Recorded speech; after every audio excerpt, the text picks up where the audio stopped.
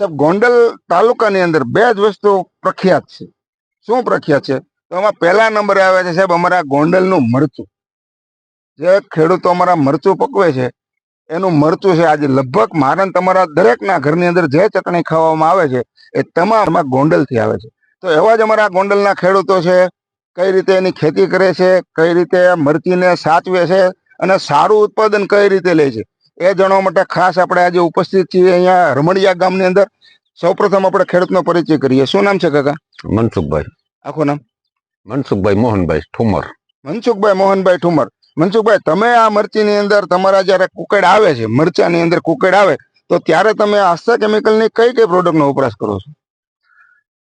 Royal power છે, જપક છે, radar છે.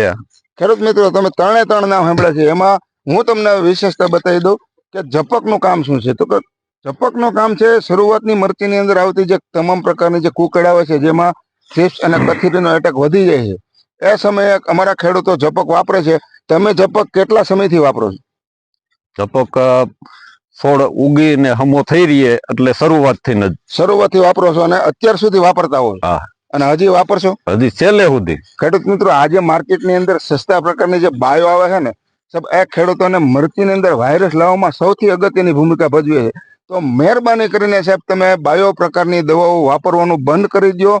એની જગ્યાએ સારામાં સારી અને અવારનવાર વાપરી શકાય એવી આસ્થા કેમિકલના જપકનો વાપરવાનો આગ્રહ ખાસ રાખો.